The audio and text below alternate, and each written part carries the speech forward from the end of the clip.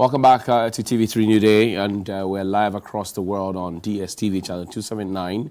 You can also connect with us on our social media handles and at TV3 Ghana. Happy birthday to Aiden Yap Sabla of Ghana Civil Aviation Authority. This is from Felicia Hianyo of Ghana Meteorological Agency. It's your birthday today. Happy birthday to you. Mr. and Mrs. Sawie, it's your 33rd wedding anniversary as well. 33 years of being together. And we celebrate you for the great feat. If it's your birthday as well, happy birthday to you and live long. Thank you to Grand Park Clothing for my outfit. Call them 020-985-5696. Now, my guest this morning is the Honorable Joyce Bar Mukhtari. She is a former a Deputy Minister for Transport, and also special aide to His Excellency John Dramani Mahama, former President of the Republic. We do not yet have a representative on the side of the NPP. When we do, we will announce and then afford him or her, well, of course it's Thursday, so it's her an opportunity to also, speak for their side of the divide. But Joyce, good morning. How are you doing? Good morning. Good to see you. Very well, thanks. Beautiful green dress. I know, right? Trying very hard to feel positive. Absolutely, yeah. Absolutely. Well, let's go straight to the colleges of education. Of course, KNUST is also in the news, and we will get into that conversation. But first, take a look at this.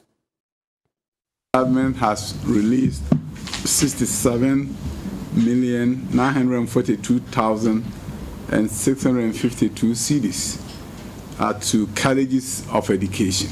There were many calls on us that the President of the Republic, the Finance Minister, and all those who have worked hard to ensure that various promises made to colleges of education are carried through has once again delivered on their promise. That's Dr. Yao Educhum, he's our Minister for Education. Joyce, I'm sure you've heard the College of Education agitating. First question is it still relevant to be feeding these teacher trainees and also be paying allowances to them? Well, thank you very much. A very good morning to you. Very, very disturbing developments, and I think that sometimes these things really give us cause for worry. And to think that the daily feeding rate is actually 7 cedis per student per day tells you that, one, it is woefully inadequate. Secondly, whatever allowances you give will certainly also be going to augment whatever daily feeding allowance government actually extends to these institutions.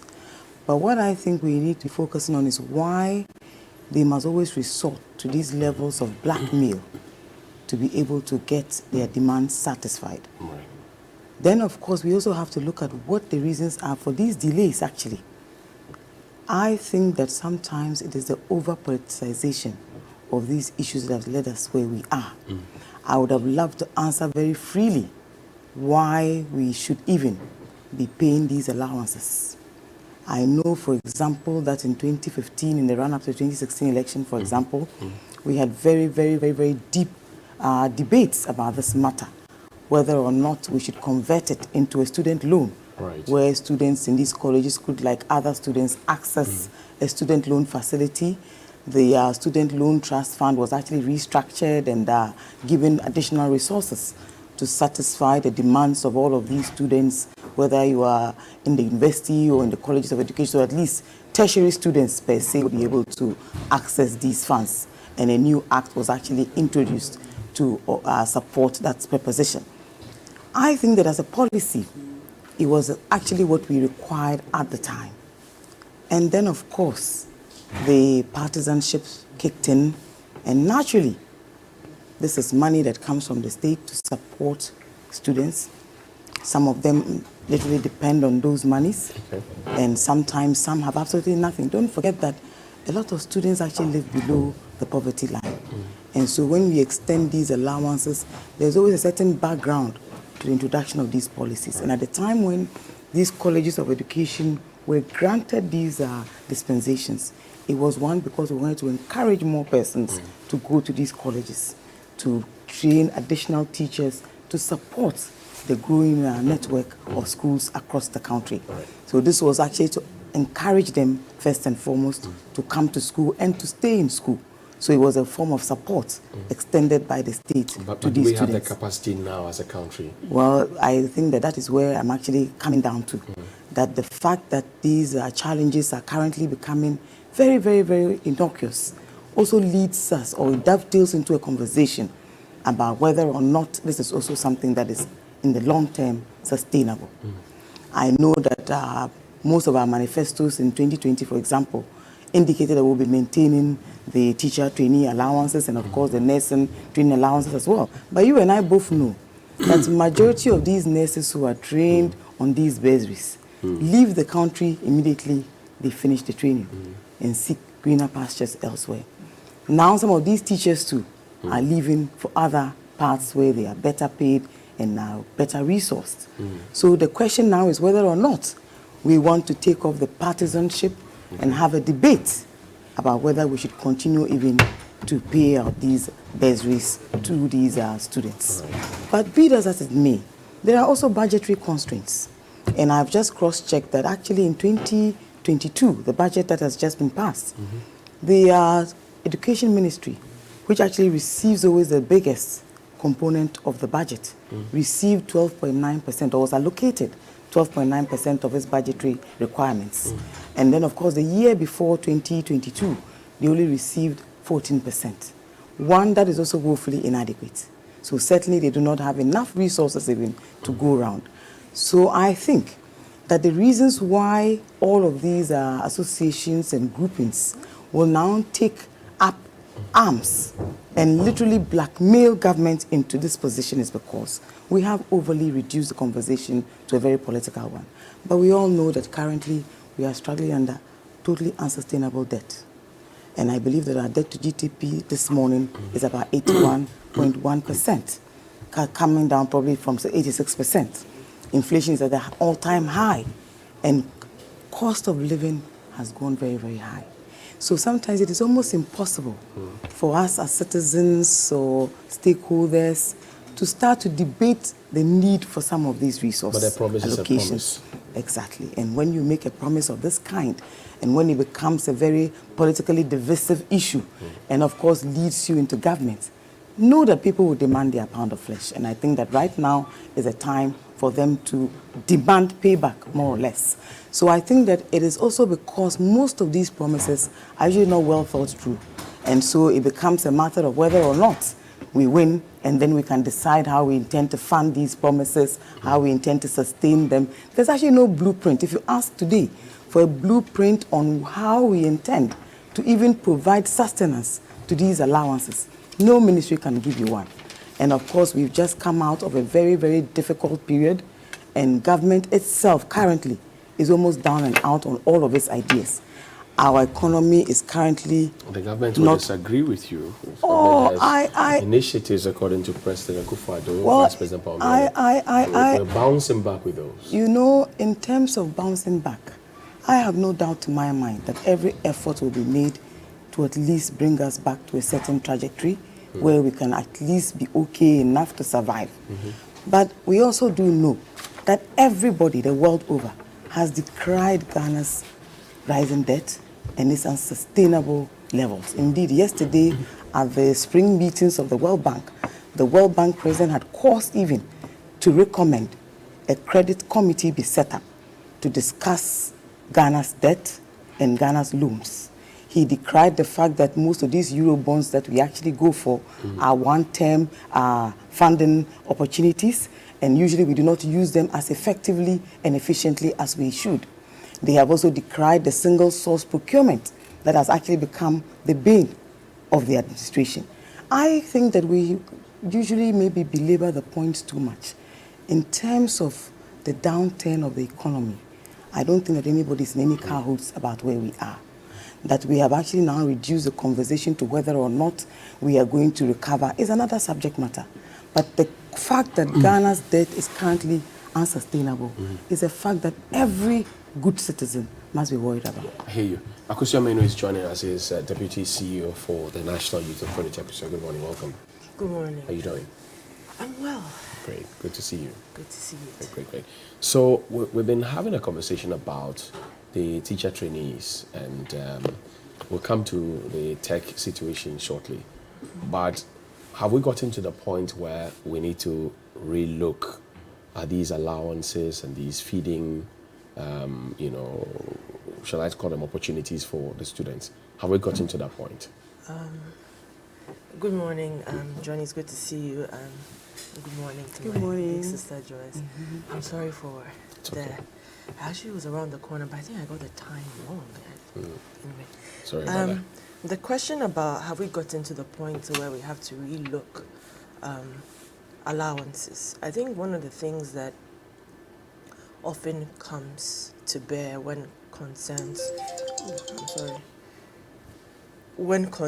of late payment, government delays in releasing funds and whatnot, especially in the situation we've been in since beginning of the year, the challenges when it comes to revenues and the economy, and we saw the altercations in Parliament over the quote-unquote e-levy. I didn't want to add controversial, but yes. Now, when there are such delays, those conversations come up, and there are people who would often talk about why they need to even give them allowances. They'll make comparisons to other jurisdictions, as in, you want to go into teacher training. Why should you be given an allowance anyway, But often the beneficiaries of the allowances know what it does for them. Often people do not have, and especially for a developing country like ours, people do not have the luxury of combining 2 or 3 jobs as other places do. Somebody could be a teacher and be waiting tables at night at some bar or something, because somebody could actually be teaching and, and working at some food joint just to make ends meet. But the way our system is designed, it makes it very difficult for people to combine. So the alternative is to do something small. And when I say something small, it has to do with trading or buying and selling and whatnot. So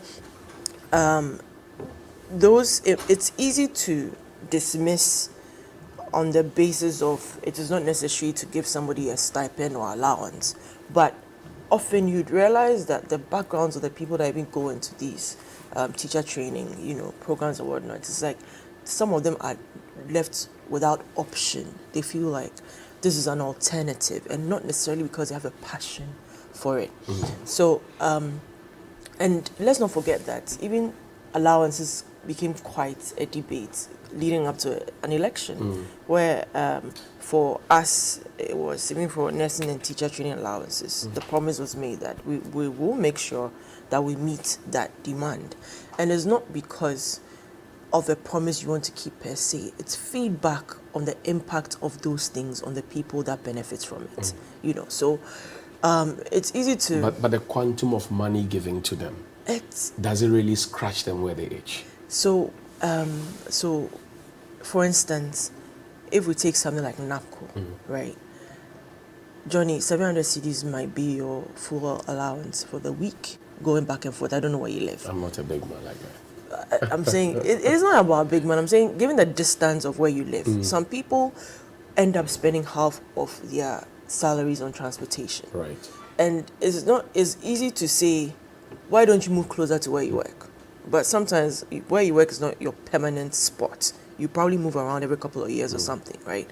So it's a question of who the people are.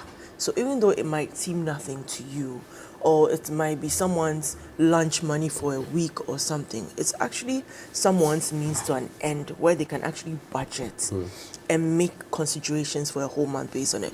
I remember I saw, I saved that post, but I unfortunately lost it. Somebody put it on a Facebook group that can you cook with 40 Ghana cedis, right? And a young man put a picture of dough for bankum, kondo, red oil, some okra, and all that, and said, my wife put all this together for 35 cedis and put the hashtag marry a resourceful woman or something. I don't remember his name. But this was last year. And last year, the difference a year makes. Food costs, admittedly, going up. Cost of living is going up. And it's not peculiar to us. Seeing reports all over the world. Canada has seen a 31-year increase in God knows how long. Other countries are seeing 40-year increase. So it's in the state we are in, and especially when you are in a crisis, it's difficult to waive off a stipend or an allowance that you might feel is a burden, because what might be to the burden on the state is a lease on life to the beneficiary at the end, who you might not know, but for whom it makes a difference in their lives and in what they do. So then the question is, you promised to give the people access to student loans and kick out the guarantor system and allow them to use their Ghana card. Now, the promise also extended to the point that the monies will not be demanded from the students until after national service. If that promise is made, why don't we actualize the promise rather than releasing monies after people have agitated to fix the problem, if you like, a stopgap measure, knee-jerk reaction, if you will? Yeah, but why don't you actualize this one, which looks like a laudable one? But this, so for instance, the allowances, I think it was yesterday, the Minister of Education announced a release of 67 million, right? So it's sort of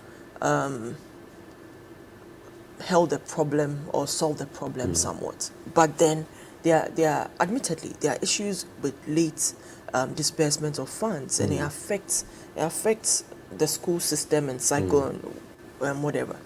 The no guarantor system, great idea.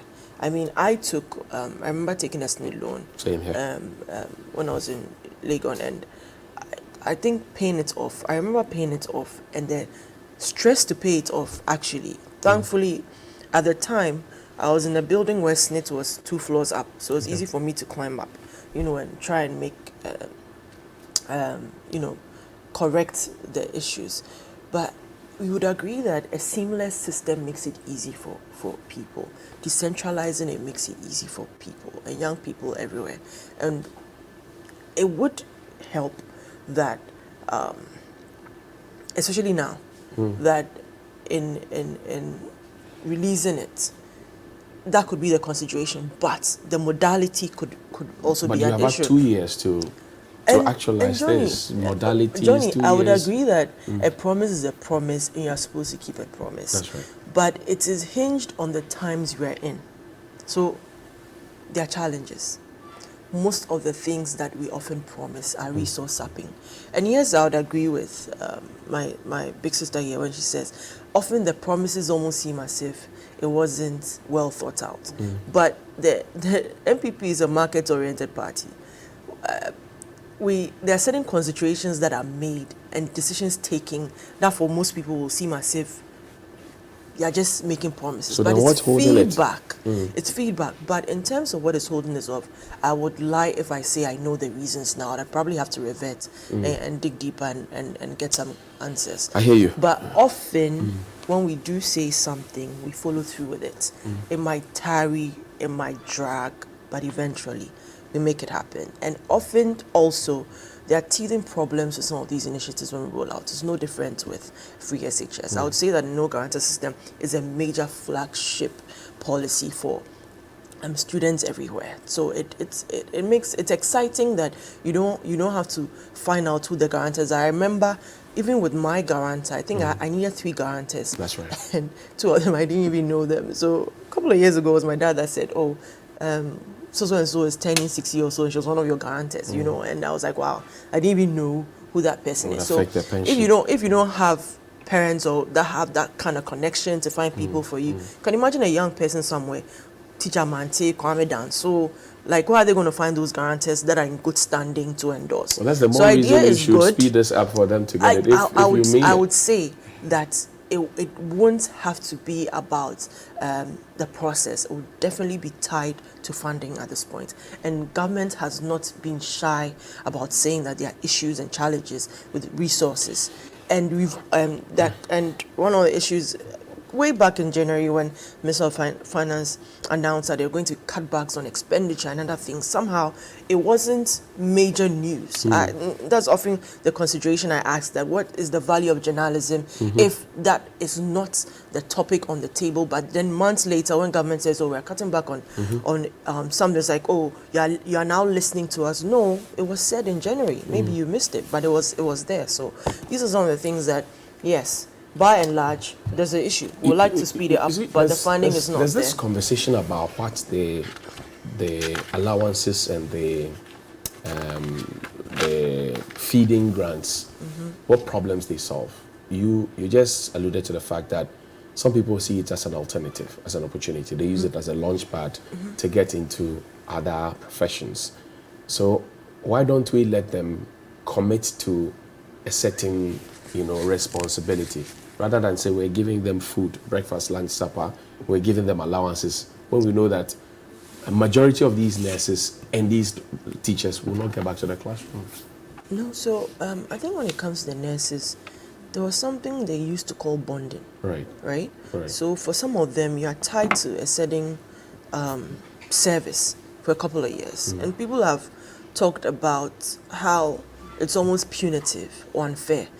But when you see what's the cost to government to make sure, and that's where it is almost sad, because when it comes to teaching, if you understand the value of teaching and what it takes to stand in a classroom and teach young kids over and over again. And yes, teachers, admittedly, when it comes to payment, you would want more for them, but more in terms of what? It's a developing economy, it's a developing country. You cannot compare remuneration in Ghana to a developed country such as Germany and whatnot. So it's one of those things that you wish to make it easy for them. But at the same time, the process of making it easy for them would require something. And often, this allowance is more an incentive than anything. So I think one of the things that even with even lecturers at some point was their book allowances and whatnot, where there was literally a quantum leap in the difference in terms of, and some asking for more. Yes, they were still asking for more. And sometimes the more it's in relation to the times we are in. But of course, if I am a teacher trainee at UEW or UCC, you don't give me allowance. You don't feed me. No. Why would you focus on the 47 schools or colleges of education that have also been upgraded to universities in their own right? And I'm training at UEW, UCC, you don't feed me. But somebody at Atraco is being fed. It's not fair, and we are going back to the same classroom. Well, I think the UEW, that's like a tertiary institution. It is a University of Education, and UCC as well. I'm saying that if I'm training as a teacher in both universities. Yeah, but you're not the trainees and then the actuals. I'm doing B.Ed. I'm doing Bachelor of Education. I'm going back to the classroom. Out some of the considerations, sometimes when it comes to the policy decision-making table, you'd find that it's former teachers and lecturers and whatnot that make these decisions, that would give or argue why it should be so. Sometimes you on the end, and like we all know politicians come and go, it would almost seem as if it's a no-brainer that it should be across board. But you'd find out that those who have actually been in the system are the ones that are going to make the considerations why a certain class of people or whatnot should not benefit from it. So I cannot understand why it would be different.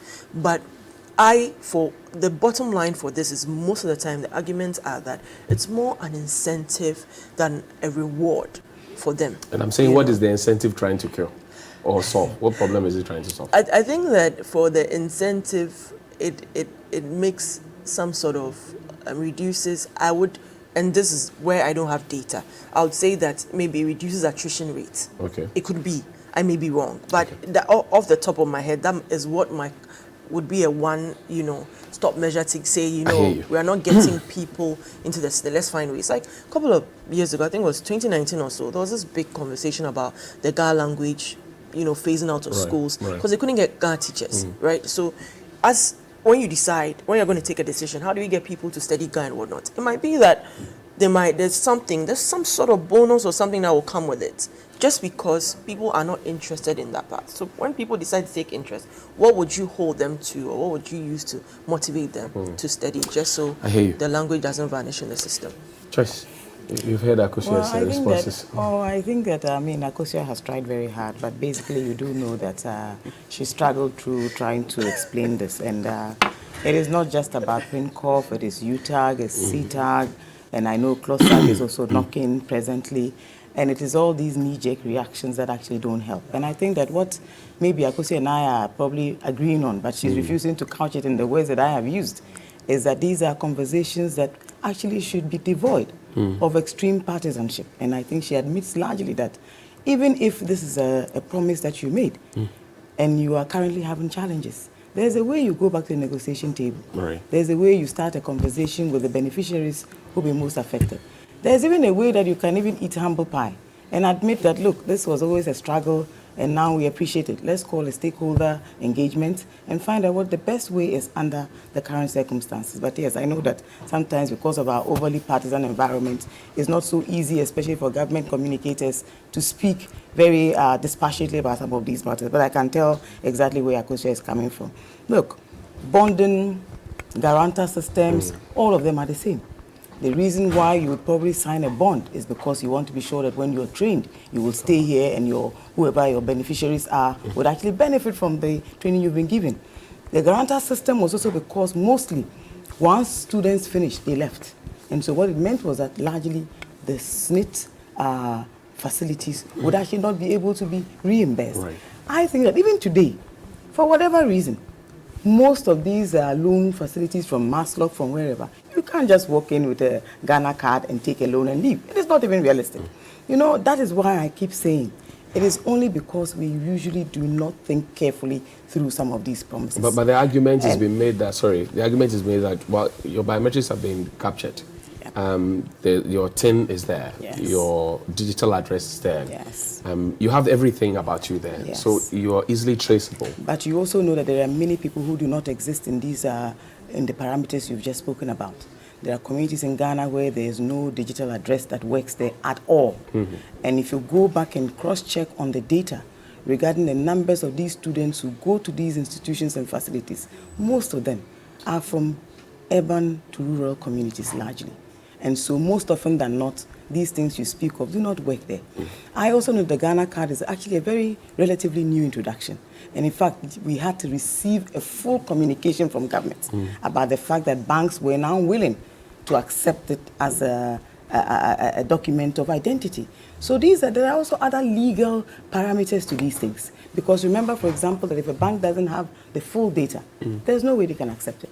If SNIT does not possess the full data, there's no way. These things take a while to marry. And it is the reason why most of these things become a huge challenge. Look, in a country such as ours, cross-check on how much we have invested in IT, in automation, etc. And we still come back every day to reinvent the cycle and to have these conversations. The reason is because we don't look at things from a sustainable perspective. They are always quick fixes. So when there's a campaign that is in earnest, we ought to come up with ideas, pick up on everybody's dissatisfaction with whoever you want out of government. Even for the parliamentary elections, it's pretty much the same. I think that some of these conversations, if they are done dispassionately, devoid of the political undertones and undercurrents. You remember it was the same group of students who literally burnt T-shirts with then President Mahama's face on their T-shirts. And this was to the jubilation of our opponents at the time. The whole cycle is repeating itself again.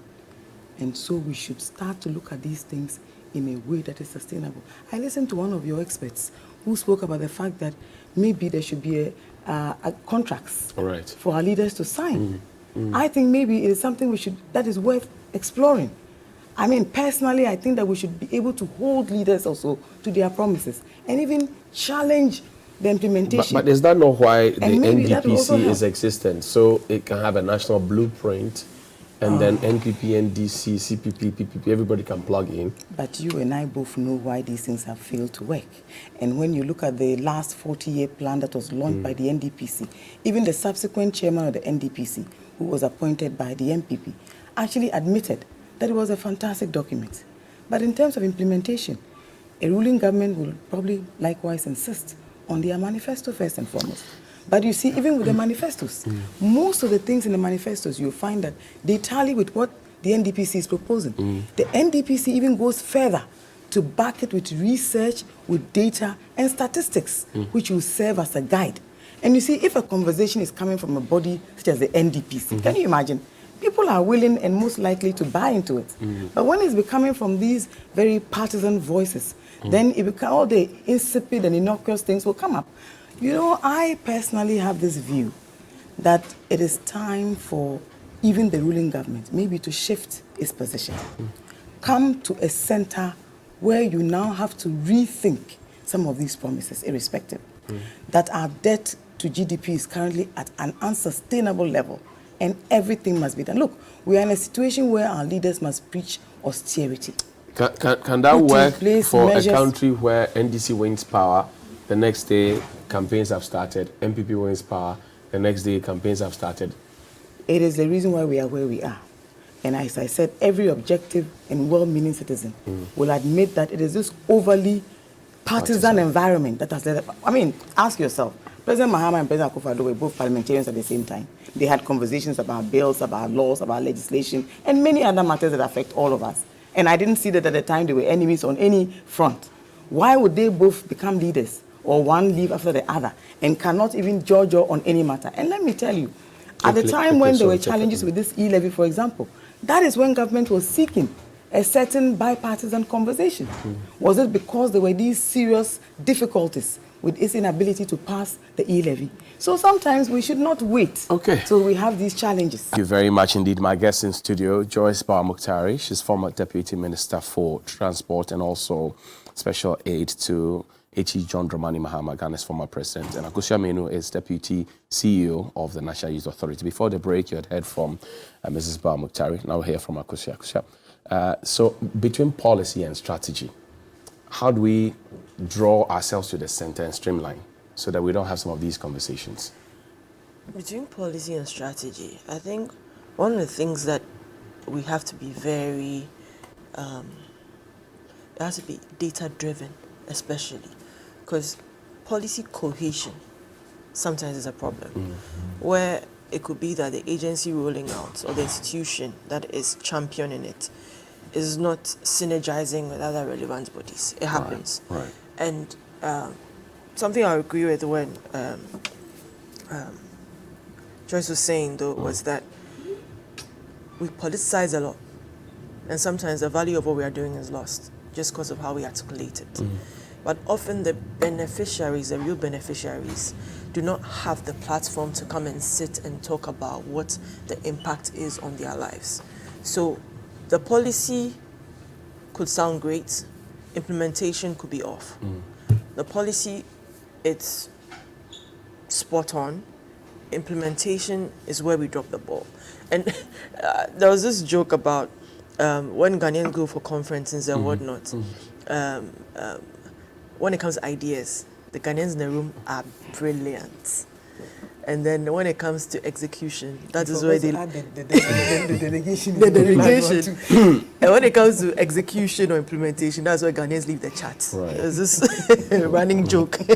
So we have all the brilliant ideas and whatnot. So you realize that over time, and this is where, even when there's progress, and the progress is not, the bar is almost low. And there's a conversation that sometimes in Ghana, the wow factor is low. The things that will tickle our fancy and will make noise about is literally the average situation in some countries and whatnot. But just because of how we sort of go back and forth in progress, we go back and forth in leadership. And this is where both of us, we draw knives because she would think our predecessor is like the best leader ever, and I would disagree that because I'll hinge it on certain issues and crises and how you manage it and whatnot. So policy and strategy, at the end of it, the fulcrum around it is leadership and also data. We need to use data as much as possible. So I would want, and you mentioned the KNUST thing. I think I was a bit late. We'll come to it. But then, the reason I'm asking this question is, the 67 million released is for the 2020-2021 academic year. If the underlying principle of the loan and the allowance and feeding and whatever it is supposed to keep body and soul together for the trainees to be in school, the first 4 months of 2022 are in arrears. The whole of 2021, and in fact 2020, also in arrears. Yeah. So how have they survived? Johnny, those are the things where, and I apologize to the students, it's, you don't know what it is like unless you are there, or you have dependents who are constantly sending you messages. And I'm sure you get some people you don't even know from anywhere. And because of new media, it makes it, people break down the barriers when it comes to courtesy and whatnot. The first time I came here, there was somebody waiting for me outside and say, I saw your flyer and I wanted to ask for help, you know. So there's, for some people, there's nobody to go to. Right. Even though in Ghana, I would say that everybody comes from a home, there's a family home and whatnot. For some people, it's a dead end. So when there are delays like this, and I would say that by and large, this government has done better when it comes to releasing funds and whatnot, by and large, but the delays impact adversely on people. The delays put, and just when it comes to, look, when it comes to young people, especially young women, Johnny, it will break your heart how people exploit young women in need. You know, it's a conversation that often we might not have on platforms like this. But if we were to open the door on that conversation, it's a whole can of worms, and the people that will be dragged into it, sometimes it's reputable people that the young girl thinks, you know, this guy looks honorable and whatnot, I need his support, and you'd be shocked the sort of demands they make. A prospectus of very lewd, you know, disgusting demands they'll make on them, and you feel like, and you listen to a level of despondency, and it's unfortunate. But we, on our part, yes, we can do better, but it comes back to what are the times? Where are we? We are in trouble. We were in a crisis. Now the indicators are better just by the e-levy going through. See what happened in the capital markets. Investor confidence goes up. Yesterday, I'm sure you've seen the Bloomberg reporting that there's a projection on improvements in the next quarter and whatnot. Although globally, and that's where I always come back to, what's the value of journalism if we're not going to see that in the next couple of years there are going to be serious issues from the Ukraine-Russia fallout. It's going to have an impact on the world economy. It's already doing that. Projections are going to be off again. The needle is pointing in all sorts of directions. And what are we going to do to make sure that... Because at the heart of the demand that the students are making is that they want to see government cut down on the largesse. They want to see government tell them that we don't have money to be able to give you what we promised, but this is the sacrifice we're also making. Johnny, so, for example, I'd say that. Let me know. I want to put my question. Okay. You are taking 30% of your salary. Pius is doing the same, and the other deputy.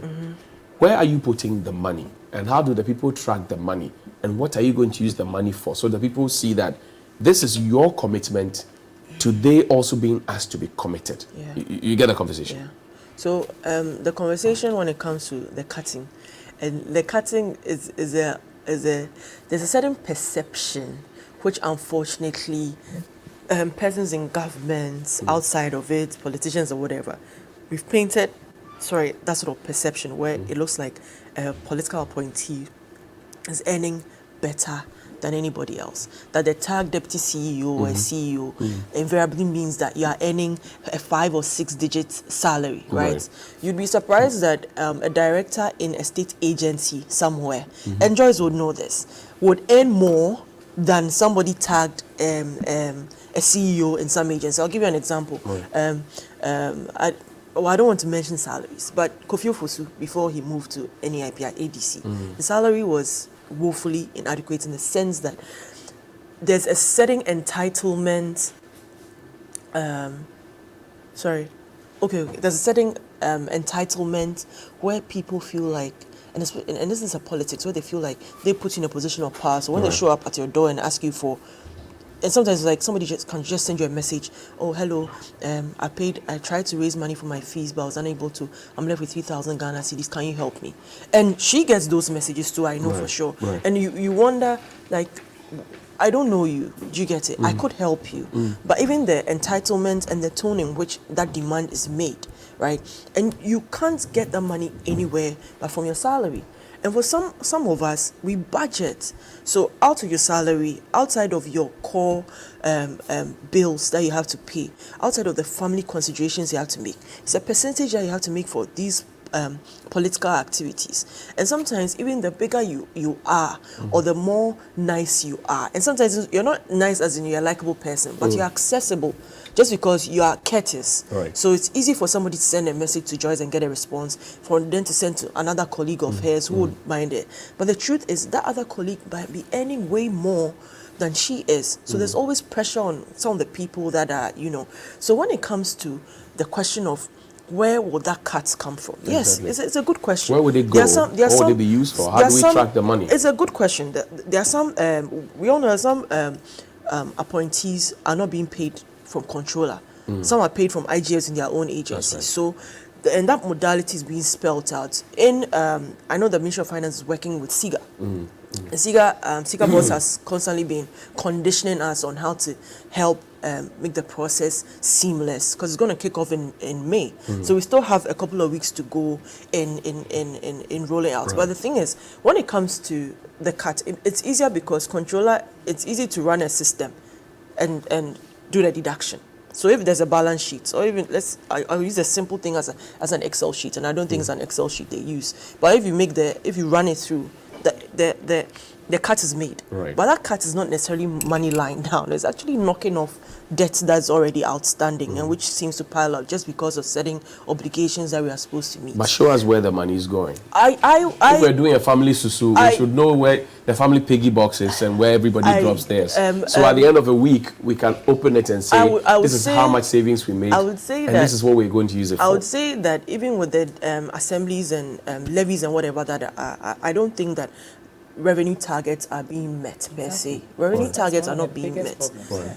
District Assembly Common Fund, some of the MPs have made arguments, even as an authority. There's been some slashing somewhat, and that slashing impacts on your output, impacts on deliverables, and your projections get way off. So you make your budget, and unfortunately, this is the situation. But the government doesn't take delight in taking money off the table for anybody. But to show good faith, it's to make the consideration that let's cut back. But like I said earlier on, is the impression or the perception that there's some largesse or fanfare going on? Because they see some of your colleagues engaged in that. But have you seen the Public Accounts Committee? Right. Have you seen the reports on government agencies in particular? This is at the ministerial level that you're talking about a 30% salary rebate. But I'm telling you, Johnny. In fact, all appointees of the executive, that's what we're told. State-owned institutions, and look at the level of waste. For example, go and check for Ghana Cocoa Board in particular. This huge agency with the kind of resources that come there, where you find that farmers break their backs to invest in this agency. Please do yourself a favor. Go and cross-check on how much they earn, how much they pay to board members, and what have you, where they even hold their board meetings. You know, some of these conversations, we don't really have to belabor the point. There is a system in place right now that rewards just a few people, mostly government and its aficionados. So yes, maybe on a certain public level, there might be some benefit or some equity in demanding that in times of austerity, this is what we need to do. But I'm telling you that most of the cutbacks that we need to see and the evidence that we require is not in a conversation that we can have here. It is in a conversation that you must find a way to expose in terms of some of the details, for example, on a pay slip of a typical CEO under this administration. And then when you have that, we can juxtapose that with what genuinely matters. Look, 7 cedis as a daily feeding rate is nothing. In recent times, we've had conversations even about how much the Office of President alone budgets for itself. Office of Government Machinery. And the increase on that budget. If we had seen a 30% cut coming from that old GM machinery, then maybe we could start a conversation from that point. But under the circumstances, it's very difficult for anybody to decipher what exactly we are talking about when we speak about austerity. There is a certain need right now for us to reduce our borrowing too. Look, GET fund has been capped at 25%. ESLA, the same. All of the statutory payments are all being staggered. Go and check how much GET fund received between 2021 and 2022. Go and check how much ESLA has received. We've scrapped the road fund, for example, because of the removal of these, what do you call it? What are the names of the, I forget the name. I've forgotten. And all of these things don't help. And I've heard even ministers in government complaining about removing the toll booths, and that the tolls were actually raising some good money that was actually being used to mend our roads. The idea and why that even happened till date, people are demanding for explanations and nothing. Let me. So on the question of cutting down, the president had occasion to meet, because you mentioned SIGA, met the CEOs. In 2020, they recorded 5.3 billion cedis of losses. Yeah. The president says, transform these losses into profitability. So that's what he told Ambassador Boateng. Now, question on my mind is this. You are declaring losses, and yet your pegs and whatever you earn is not being cut. If your deliverables as deputy CEO of NY is not happening, you can't be getting all the things that somebody who is performing gets. I think it goes without saying, don't you think? Yeah, it comes back to some of the difficulties of being a leader in this country, where you ride on a political party of several people and parts coming together, where in taking a decision, you have to make regional considerations. So sometimes the people you are bringing in are not necessarily, and this is hard to say, that people say this person wouldn't necessarily cut it in private sector, in that nobody would appoint this person Right. But in the politics, you cannot dismiss these people and their influence or what they bring to bear. Right. Now, the question will be, and this is where SIGA comes in, because SIGA is, and I would say from Honorable Asabi to now Ambassador Edward Boateng has been stellar in his private life as a businessman. And when it comes to deliverables, trust me, he's on you. He's giving timelines. He's letting agencies know that you've defaulted on this timeline. You're supposed to send a report on. And now, what happens is when there's that level of accountability, it puts people on their toes. So the next level of supervision or monitoring is that maybe quarterly, I don't know if it's with the chief of staff or even the president, all these CEOs under these agencies come and account for your stewardship. And you see, the thing is, Ghana is small enough for that to happen. We are not 300 million. We don't have senators and mayors and all those things like the American. Yes. So it's easy somewhat, but sometimes the difficulty, because the president is saddled with ECOWAS, unrest in other countries, neighboring countries. So you're juggling all these things, and sometimes you might even keep your eye off the ball a bit because you put people in place to make this happen. I'll give, when it comes to SIGA, I remember I was stunned to realize that these state-owned enterprises literally are supposed to contribute 30% to our GDP. That's right. If they are running well. That's right. You can get that. So if they are running well, half the time, even when government is stressed with funds, right? Ghana Stock Exchange said there's 10 billion cedis that we can help you tap into. But then if you go public or if you are listed, it's easy for us to help you. But why won't people go listed? They are not profitable. Even beyond profitability is accountability. Because you can't list yourself as profitable. You can't even be paying. You get the due diligence. So some of these things is where we have to inch closer to as a democracy. Now, when it comes to the slashing back, government has never had to make that announcement that we're going to do 30%. I recall the John Mahama administration taking a 10% cut. Right. I don't know. Good. Only for the Auditor General to tell us later that some of the appointees took their 10% cut back.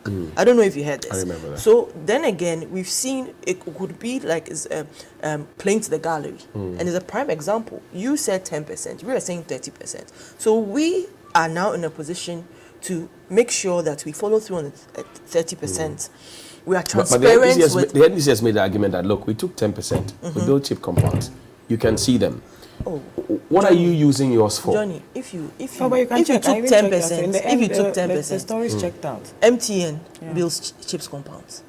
NGOs are building chip compounds. You and I, if we put a joint effort, Johnny and Cozy want to build a chips compound, but by Friday we would raise money to build a chips compound. They cannot tell us that 10% built. How many chips compounds did they build? Yeah, quite a number. 800 and something. You see, this is where I would say that we've lowered the bar again, because you cannot tell us that you lowered you took a 10% cut to build chips compounds, but then it comes back to where are we? At that 10% cut, you are not feeding 10% of the population on a daily when they're in school. You feed 3 million kids. That's some serious consideration. It's a major policy. No, I'm saying that I don't think they feed that differently. didn't exist. No. The student flagship policies did not. Our flagship policies, as outlined, coming to a total of almost 9 billion cedis, where people are saying that cut back on that. And the president is saying no. This is what we said we would do, and the impact on the lives of people cannot be dismissed. And Johnny, I'll say it again: Ghana is not a car. When you are campaigning, you realize that the conversations we'll have here, sitting on New Day with people. Between now and then, somebody's held insults at Joyce with the hashtag and saying for me, equal measure. But Ghana is not Accra. Exactly. You'd cross over to Cape Coast and you'd be shocked what that one hot meal is doing for a family, or probably 3 or 4. That's why when it comes to but Johnny, conversations on... you step in for me, sorry. And I know we are running out of time because the EIU reports, there's... You want to bite on that one too? I want to know. And you are going on and on and on. So I'm just saying, you would have been going on and on. So I'm saying that the 30%, yes. If they now say that they took a 10% and built chips compounds, and out of the chips compound, the Auditor General said some of the appointees actually went back for their 10%. What happened to those appointees? What happened to them? How do you, it's like a major lie, and this is where I would want to see you with your bearing fangs early morning talking about this on Johnny's Bites, but I wouldn't hear you talking about I want on Johnny's Bites. I want to see you, I want to see, for example, tell me where you are putting the money. Then I can trace the money. You are going to allow us to Johnny, then we can do the analysis. So by May, where it rolls out, you definitely see there'll be that transparency. And you see, when it comes to being... I would admit that sometimes it's not clear, because I cannot sit here and talk as if I'm Ministry of Finance. I have to look for information just like everybody else. And sometimes you are given the information freely, just so, you know. So that conversation is probably going on. But I don't think that we'll take a 30% cut and come and sit and tell Ghanaians that we don't. You know something that hit me the other time? The Council of State, and just coming shortly, the Council of State has the IGP, a retired IGP who retires on his salary, a former CJ who retires on his salary, and then a former CDS who retires on his salary. They are taking a 20% cut off their allowances. Okay? Now, that 20% is equivalent to a university professor's full salary. So if a member of the Council of State who has retired on his salary and is still earning a monthly allowance and is not obliged to meet every day, but 3-4 times a year, and will still give an advice to the president, and the president is not obliged to take the advice, and his 20% cut of allowance, which is not taxable, is equivalent to a university professor's full earning, how would the university professor listen to you saying you are cutting off some of your... It won't make sense to that university professor or the university lecturer. They'll think that what you are willing to lose is bigger or equivalent to what I go to work every day to earn at the end of the month. Johnny, life. So you say life no balance. You said it multiple times over. Come to Supreme speakers Right. of parliament, Right. they retire on their salary. Right. So if imagine that you have a 40-year-old speaker that probably does 2 terms or whatever and retires from age 48 to God knows how long till they die, they are going to get that monthly salary. How did that kick in? Your constitution spells out these things. So if we want to change these considerations, is to decide that we are no longer we are no longer going to give because the equivalent of a scat back in a person's salary as compared to a professor or a teacher or something. You have to give me 2 minutes for Joyce. I beg you. So tone down, Danny. Tone down on the sick tune so that we can. No. You know, on a very, very serious note, Johnny, I think that we should not belabor the point about the waste and the need for this government to cut back on expenditure. We also need to cut back on the unwanted borrowing that is currently going on. Above all, we know how much His Excellency's travels alone costs. I think that if there are any austerity measures that we want to see them show leadership in that regard. On the subject of the NDC and CHIPS compounds, I thought Akosia wasn't going to make a mistake and go with it. Please, I'm going to allow you to investigate the matter of that particular issue, yes, and then come and educate all of us. No. I don't want us to reduce the cost. I want the time same to pass. I don't want it to pass. Okay. So let's come back to the point. How much was saved? In any case, you are custodians of this shambolic economy. You promised to arrest the CD and to do all that you claimed your predecessors were unable to do. I think that for us to come now, 7 years later, to a conversation of this kind about who took 10%, why are you even taking 30% the first? Because you've literally wasted all the money you inherited. You've literally mortgaged all of us to wherever it is you can find money. To the point where I said earlier, I think you were not here, the World Bank is even advocating and recommending that we actually engage a credit committee because our debt levels are totally unsustainable. That 30% is like a needle dropping in a huge ocean like we have here. It will go nowhere and do nothing. Why are we only, Johnny, please, why are we promising transparency only because now we've literally finished all the money? Let's stop it. From the beginning, accountability and transparency are enshrined in our constitution. The constitution does not say that and I want you to mark this down. If I were at that age, and serving on the Council of State, I'm sure if they gave me an inconvenience allowance, I'll decline it. Why would you do that? Because there will be certain allowances I'll find unconscionable. There's also a certain thing we must preach beyond the partisanship, beyond the extreme politicization. Why can't some of these leaders even eschew some of these practices wholeheartedly? I've told you, go and check the Public Accounts Committee reports on state-owned enterprises and the way they waste the resources of taxpayers as against the 7-day feeding allowance that we are having over. Of the 67 million that has been given to the Ministry of Education, they actually owe 241 million. How does that match up what they need to give them? Look, it is all the bad things that have brought us here. And I in all fairness, I genuinely want to believe that President Akufo-Addo and his government should be able to admit that they have monumentally failed to handle the economy as they promised. It's the largest promise they made on all the facets of any consideration. Okay. We have to go. Our time is up. We couldn't bite on the EIU. Are you serious? Time is up. Yes. But if 10% can build chips compound and 30% will build an airport. Go to Asankragwa go and see what the chips compound is. You see, the same one you said. It's relative. I don't think that one. Is the deputy CEO of the National Youth Authority, and Joyce Bawa Mokhtari is former Deputy Minister for Transport, also spokesperson or a special aide to ex-President John Dramani Mahama. I hear you. Akosia, somebody says I should find out from you when you complete at least one of the 10 youth resource centers and the Azuma National Sports Complex. Yeah, 95% completion. And by end of year, you see at least 2. I hear you. Happy birthday to Ruby Sefako of Enterprise Life Assurance. It's your birthday today. Lawyer Kakre Samoa, head of the communications for the NDC. Happy birthday to you. To Stanley Niblo of TV3, it's your birthday today as well. Happy birthday. If it's yours as well, happy birthday. To Eden Yap Sabla of the Ghana Civil Aviation Authority. Yes. Irabeshen. Betty. And then Jeremy Quason Also, two very committed. Great. Sesenam Kwabi, daughter of our former colleague Eddie Kwabi, it's your birthday today. Happy birthday to you. Quickly, Coco, let me read this. So we understand that CLOSAG is on strike this morning, and the National Executive Council of the Civil and Local Government Association, Staff Association of Ghana, CLOSAG, met on Tuesday, 29th March 2022 to discuss the status of implementation of the Memorandum of Understanding entered into with the government on 28 January 2022. It was noted that payment of the neutrality allowance has not been effected as agreed in spite of official reminders and follow-ups to the Ministry of Finance in Economic Planning.